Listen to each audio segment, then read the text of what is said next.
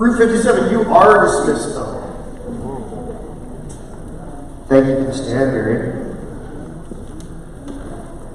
All right, and sometimes we have a video, but let's skip the video today because there's a lot going on. I hope that you got a taste of what David Innes brings when he speaks to us as a church. One of the things that, if you get to know him, you're going to see a theme that has been spoken into his life, this theme of identity. And if you get a chance to talk to David Innes about what God's given him as far as a word for identity in people, take him up on it. It's a beautiful, I would almost call it a ministry in and of itself, just the word that God's given you about identity. So thank you for sharing a bit of that today. I want to share another little celebration really quickly before we get into it. My dad passed this on to me today. We brag a lot about our kids, and this isn't my kids in this case, but one of our Northridge kids. We brag about our student leadership development program, and I want to share with you a testimony from the newspaper of one of our kids. This is Riley Meredith. Is she already gone? She's probably serving. She's in the back? Okay. Mom and Dad, have you seen this yet? Yeah, it's pretty good, isn't it? Okay, watch them cry. It's going to be cute. Riley Meredith, Albion Elementary. When the Albion Elementary community thinks of leaders in our school, the name Riley Meredith always comes to mind. If you know Riley, you're not surprised. As a member of the school leadership committee, she has played an integral role in organizing and running events to raise awareness for causes such as SPCA and BC Children's Hospital. Other memorable leadership moments include attending WE Day and representing Albion at student voice meetings. Riley enjoys being a role model for the younger students in her school. She is a lunchtime monitor, is an MC at monthly assemblies, and can also be heard in the morning announcements. Her hard work and enthusiasm have played a key role in the success of each events such as the Albion Remembrance Day Assembly, WE Scare Hunger, WE, it's capitalized, We Scare Hunger, and We Walk for Water. Riley will be attending Samuel Robinson Technical next year and hopes to continue to be involved in events that help other people. When asked what advice she might give others, her reply was, never give up on what you believe in. Inspirational advice from an amazing leader. That is one of your kids. And just, I think it's no coincidence that she's been invested in by you, the church. Obviously by Mom and Dad. And you have a good network around you too, of people that are investing in your kids. But I think it's something we're celebrating. So if you see Riley, she's one of the beautiful little redheads with a big smile. Give her a high five and tell her congratulations. And thanks, Dad, for passing this on. All right. Speaking of thanking dads, I was a little bit nervous, but I'm growing in confidence about the stretch I'm making today when it comes to teaching about fathers and Father's Day from Joshua. Last week I stretched it to fit a graduation address. Today it's going to be a bit of a message for fathers, even though specifically this passage, and you can turn to Joshua 22 if you like, this passage, Joshua 22, is not specifically directed to fathers. But what I believe we get from these historical stories and events and accounts in the Bible is we get life lessons. And so to apply a lesson for everybody to fathers isn't as big a gap as this may seem when we get to preaching. All right, let's look at the big idea. Oh, I can drive. Here we go. This is exciting. All right, the big idea today. You cannot drive. I can. I wonder if it's not plugged with the right one. Can you check to see if the... it's good now? Yeah, well, there it is. Here's the big idea.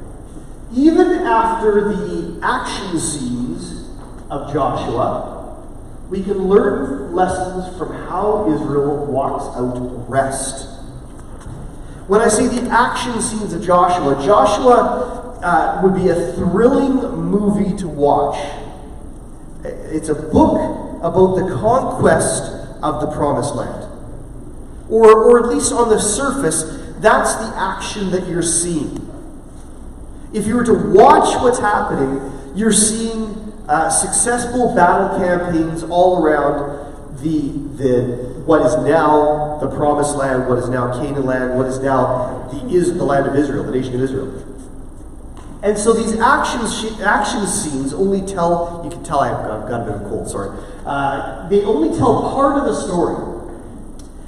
Woven in and out of the action scenes are these life lessons. Today I want to draw out a life lesson on rest from Joshua chapter 22. Let's start with the text. Joshua 22, beginning verses 1 and 2, says this. Then Joshua called together the Reubenites, Gadites, the half-tribe of Manasseh. He said, "You have carried out everything Moses, the servant of God, commanded you, and you have obediently done everything I have commanded you." Verse 3 says, "All this time, and right down to this very day, you have not abandoned your brothers. You've shouldered the task laid on you by God, your God. And now God, your God, has given rest to your brothers, just as he promised them." And verse 4, "You're now free to go back to your homes, the country of your inheritance, that Moses, the servant of God, gave you on the other side of the Jordan." Let me give you a bit of a physical picture, and then draw a little bit more of what is being said here. Okay, we like to do this sometimes where we use you as a map. So again, Angela is in the land. She is in the Sea of Galilee. The coffee table is the Sea of Galilee. And so imagine that that's north. Actually, we're not that far off. That's north-ish anyways, right? So imagine that's the Sea of Galilee. This isle is the Jordan River that pours into the Dead Sea. Okay, so you've got the geography. Joshua, all the action has happened. The conquest is done. It is now time for Joshua to send people to the land of their inheritance. This is what you fought for. We have walked through this land shoulder to shoulder, and we have conquered it. Now it's time to go to your separate spots and live in the land that you have inherited. It's a beautiful time. Just again to make it clear who we're talking about, let's go back in time. You know the story of Go Joseph? And Joseph being the son of, you know who I'm talking about, right?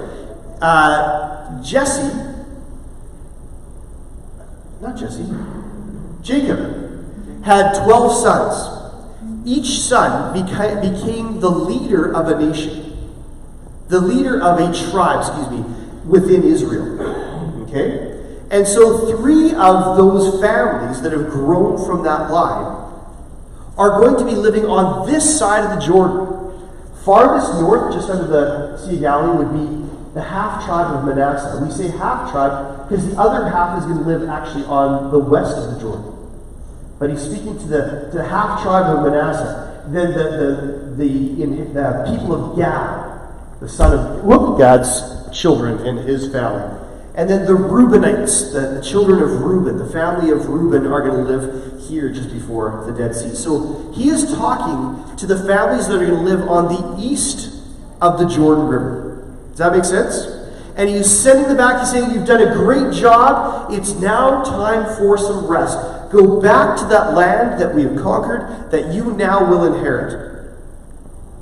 So it's almost one of these things where, to a lesser degree, you walk out into the woods and you start cutting down trees, but you clear this massive area, you sculpt these streams that are going to feed your farms, and you've worked for years to prepare this land, and you've done it over maybe something the size of the whole Fraser Valley. But you've all been working together, and now the leader is saying, okay, go to Mission. Oh, Mission, so beautiful. Go to Mission. That is your inherited land.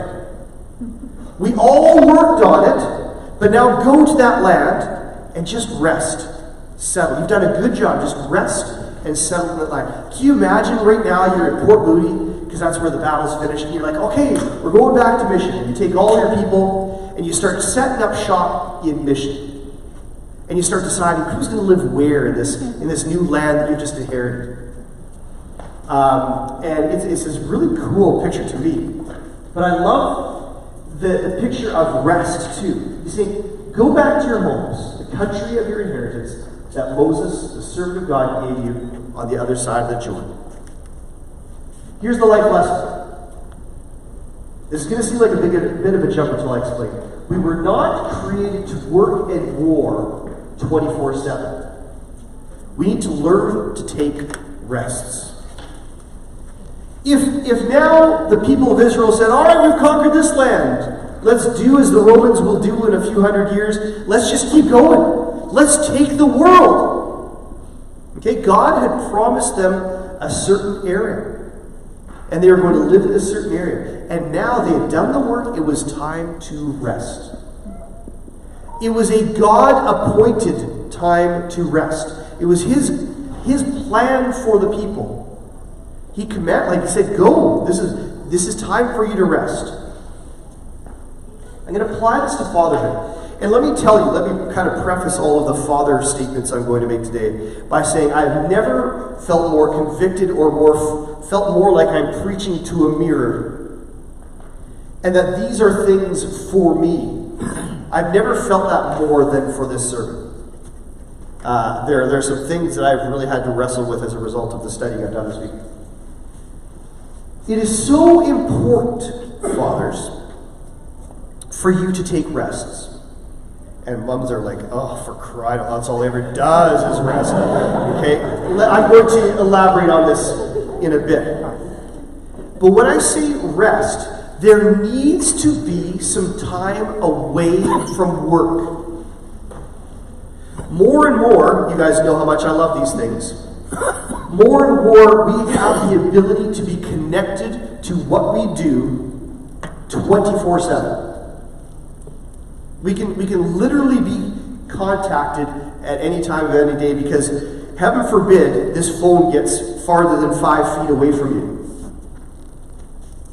And because it's also the nature, the fluidity of our work week. Once upon a time, actually there's a once upon a time before that, but once upon a time there was such thing as a Monday to Friday, 9 to 5. And Saturdays were for mowing the lawn, Sundays were for going to church.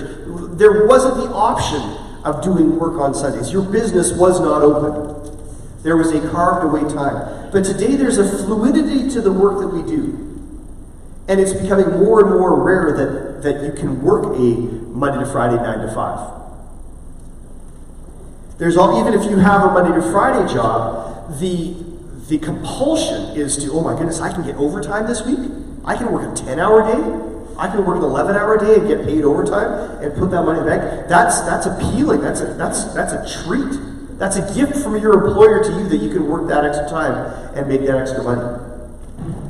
But in a day and age where we can be connected to work all the time,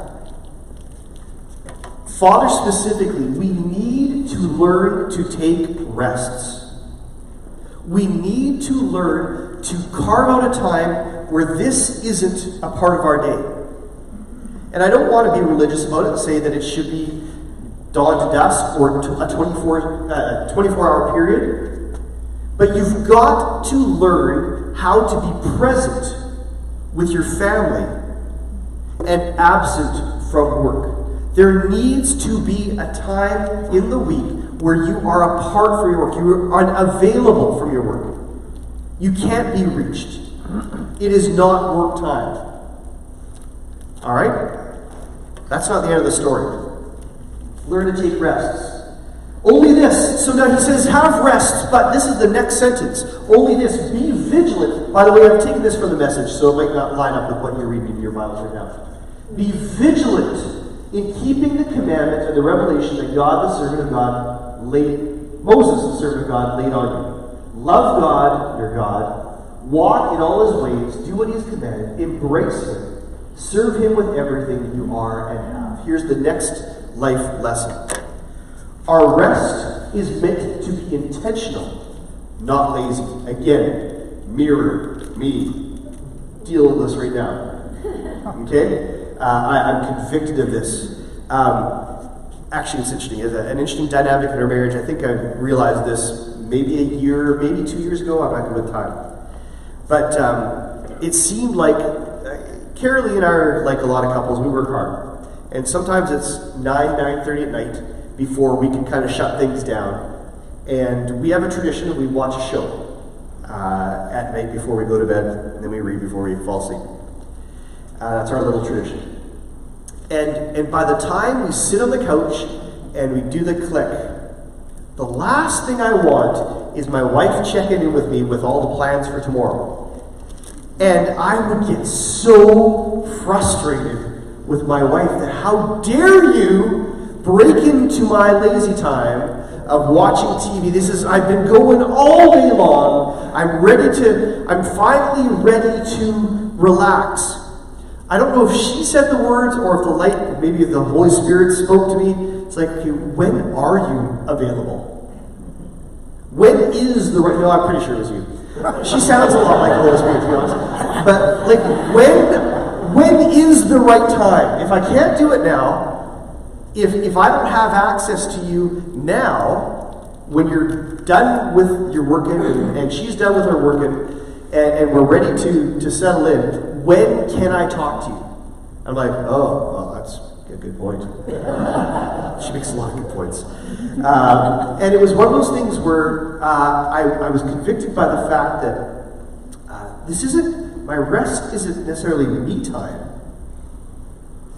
If I rest well, it should be intentional. That time away from your phone, that time away from your work, I don't think God ever commanded us to, take time for yourself. Just put your feet up. Be completely hedonistic and lazy. And this is coming from somebody who PVR'd the women's soccer game yesterday, the men's soccer game, and the BC Lions game. And I know the score of the Lions game. But I've got this queue of shows I'm excited to be lazy and watch. So again, mirror, right here. But we don't get commanded to take those types of time. We get commanded to take time away from work. But our rest should not be lazy. He's very specific about what you do when you go back to that land that you've inherited. Be vigilant. Now it's time not to go and make war. Now it's time to care for your family, who you've been absent from for a long time as we've been making war through the Promised Land. Now it's time to be reunited. Now it's time to start to build into that thing that you've been missing for a while. So when it comes to our intentional rest, if I'm sitting there, it's not a sin to watch the BC Lions. I don't think. Stampeders fans might feel differently, but it's not a sin to watch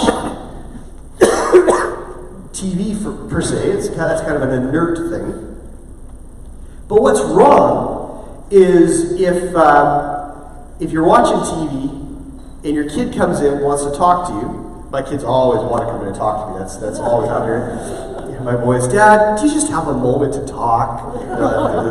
But let's say that happened, and they walked in, and they wanted some of my time, and I put up a wall saying, "Hey, this is my rest time. Go talk to your mom. She doesn't get rests.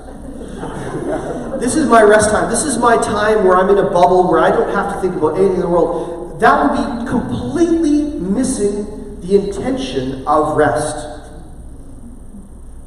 When you've got these pockets that you've intentionally set aside to rest, that is a time to go to the land you've inherited and account for and nurture